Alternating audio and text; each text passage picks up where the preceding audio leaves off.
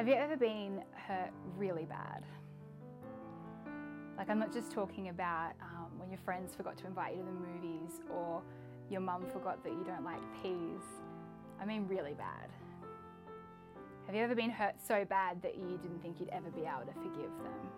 You didn't think you'd ever be able to get over it? There's this guy in the Bible called Joseph who experienced some pretty intense hurt. When he was just 17 years old, his brothers, who were heaps jealous of him, decided that they hated him so much they wanted him dead. So they took him out to the middle of nowhere and kind of set about with their plan. Fortunately, they had a change of heart at the last minute and they decided instead of killing him, they'd just sell him. And so some people from the palace were passing through and they exchanged their own brother for a bag full of money. And then they took his favourite coat and they put animal blood on it and they took it back to the father to tell him that his son had been killed. Can you imagine? Can you imagine your own brothers treating you like that? They didn't follow up on him. They didn't go after him to find out if he was okay. They just carried on with their lives as if he was dead. He celebrated his 18th birthday, not with his family, but with strangers as a slave. He celebrated his 21st birthday under the same circumstances. The wounds that Joseph would have experienced would have been real deep. Years passed, like decades passed, and there was a massive famine in the land. And Joseph had worked really, really hard at the palace, and he now had a really kind of important position. And in this famine, his job was to decide who got food and who didn't, to give that food out. People queued up for miles and miles and miles to get food from the palace. And guess who shows up? His brothers. The same gang. The same boys that sold him all those years ago and treated him so horribly. They show up and they're standing before him wanting food for their families. I wonder what you'd do. Would you be like, sucked in? You can starve? You could kind of understand that kind of response. Would you demand that they publicly apologise? Would you just want to hear them admit what they'd done?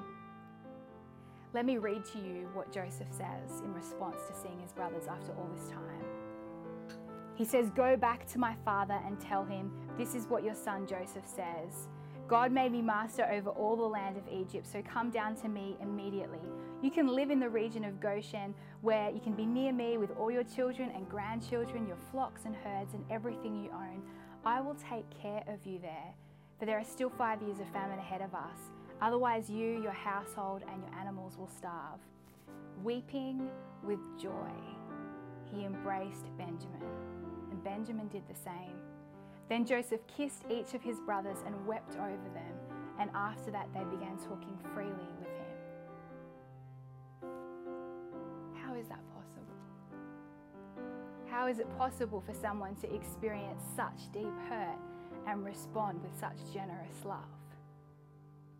See, Joseph understood that God had a plan for his life, and that holding on to the bitterness and holding on to the anger and replaying what they'd done in his mind over and over every day wasn't going to fix anything.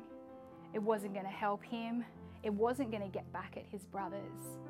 He understood that God had a plan and that God wanted to heal him and see him move forward. I want you to think back to that hurt that you thought about at the beginning, that deep hurt. I want to tell you that God wants to set you free from that. The devil would love nothing more than for you to stay stuck on that. He rubs his hands together. He squeals with delight when we get stuck on the hurt that we faced in our lives, when we let it shape who we become, when we let it cut us off from the things that he's got in store for us. In Romans it says, "Do not be overcome by evil, but overcome evil with good." This is what Joseph did. I believe this is what's possible for all of us to do. John 10:10 says, "The thief," that's the devil, "comes to steal, kill and destroy." That's his business. That's what he's about. But the verse goes on, Jesus says, "But I have come that you might have life and have it to the full." I'm not saying that forgiveness is easy. or that it happens quickly. But through Jesus, it's possible. Through Jesus, it's possible for you to move on from the hurt that you're experiencing as Salvo chooses to be better.